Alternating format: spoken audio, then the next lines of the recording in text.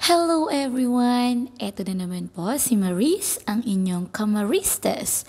May kwento at aral na honest, hindi lang basta chika, kundi truth na the best. Kaya stay tuned, cause this vlog is blessed. Ang araw ay muli niyo po akong samahan sa aking panibagong mini vlog. Dahil ngayong araw ay nagkaroon po kami ng isang field trip na hindi lang pampasaya, kundi pampagana rin ng isip at puso. I-share ko lang mga kamaristes. Alam niyo ba dito sa school namin, every month kaming merong field trip. Nakadepende yon kung ano ang sinaselebrate nila ngayong buwan o kung ano yung lesson na tinatalakay namin. Kagaya na lang last month, ang topic namin ay tungkol sa robot at solar system. Kaya naman kami ay pumunta sa isang robot museum at sobrang dami mong makikita, talaga namang mag-e-enjoy ka. Hindi lang mga bata talaga naman ang nag-enjoy, kundi pati ako.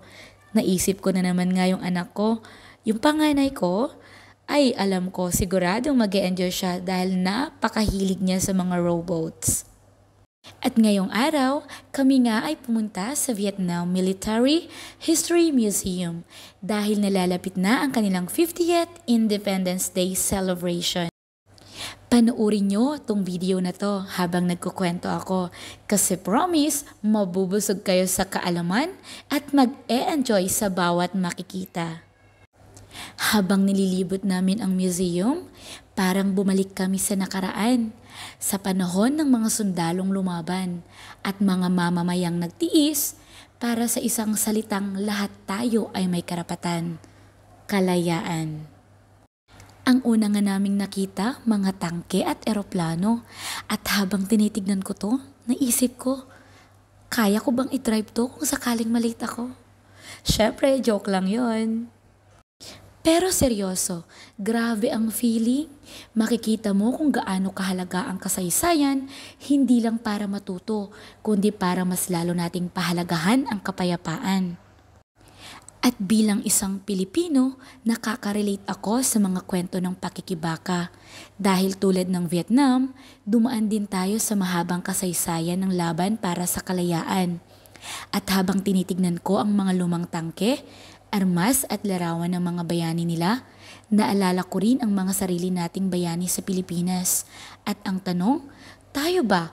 Paano natin pinahahalagahan ang kalayaang meron tayo ngayon? Alam nyo ba mga kamaristes, sinakop ang Vietnam ng ilang banyagang bansa sa loob ng mahabang panahon. Unang dumating ang mga Chinese, sumunod ang mga French noong 1800, at pagkatapos ay invasion ng Japan noong World War II. At hindi dyan nagtapos. Pagkatapos ng giyera, binalikan sila ng French para kunin muli ang kontrol at dito nagsimula ang First Indochina War. At akalain mo, matapos pa niyan, nasangkot na naman sila sa isa sa pinakamalalang giyera sa modernong panahon, ang Vietnam War, mula 1955 hanggang 1975. Ito yung digmaan kung saan hati ang bansa. North Vietnam na sinusuportahan ng Soviet Union of China versus South Vietnam na sinusuportahan naman ng USA. Laban ito para sa ideolohiya, communism versus democracy. Pero sa gitna ng lahat ng yon, ang ordinaryong mamamayan ang pinaka naghirap. Bilang Pilipino, ang sakit sa puso. Kasi para ka ring sumilip sa sarili nating kasaysayan.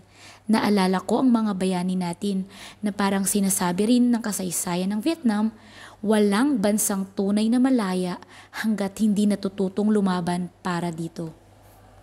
At lumaban sila. Matapos ang matagal at madugong digmaan noong 1975, sa wakas, nagtagumpay ang North Vietnam na siyang nagbunsod sa pagkakaisa ng buong bansa. At ngayon, 2025 na, 50 years na silang malaya at buo bilang Vietnam. Kaya napaka-espesyal ng field trip na ito. Hindi lang ito basta gala o pahinga mula sa klase. Ito ay paalala ng sakripisyo, tapang at pagmamahal sa bayan. Ang saya ko bilang guro na makitang nakikinig at naaapektuhan ang mga estudyante. Dahil hindi lahat ng aral ay matatagpuan sa libro.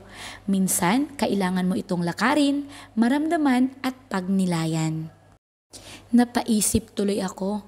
Minsan pala, hindi mo kailangan ng sobrang high-tech o flashy para maging impactful.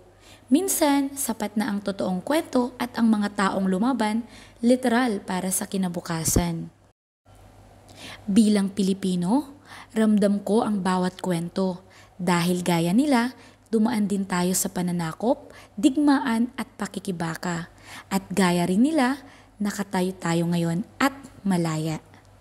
Ang tanong ngayon, anong klaseng kalayaan ang tinatamasa natin at paano natin ito pinangangalagaan? Minsan sa buhay parang digmaan, may mga laban tayong di naman natin pinili pero kailangang harapin. Ang mahalaga, tulad ng mga bayani sa kasaysayan, huwag kang susuko kahit minsan hindi mo alam kung paano manalo.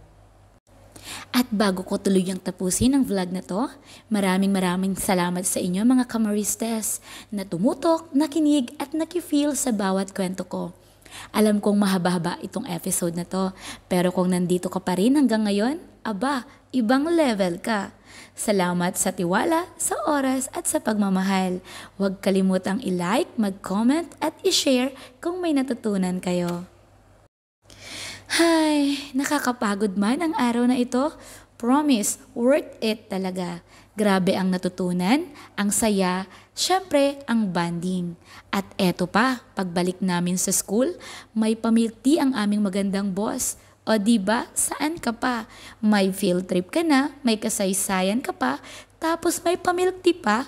Busog sa utak, busog sa tiyan. Ganito talaga kapag may malasakit ang mga kasama mo. Kahit pagod ka, mapapangiti ka pa rin sa dulo. Muli, ako si Maris, ang inyong Kamaristes. Hindi lang basta kwento, kundi may aral na buo. Sa chika ng buhay, sabay tayong lalago. Kaya balik ka palagi ha, wag na wag maglalaho. Bye! Ingat palagi! Yahweh bless us all!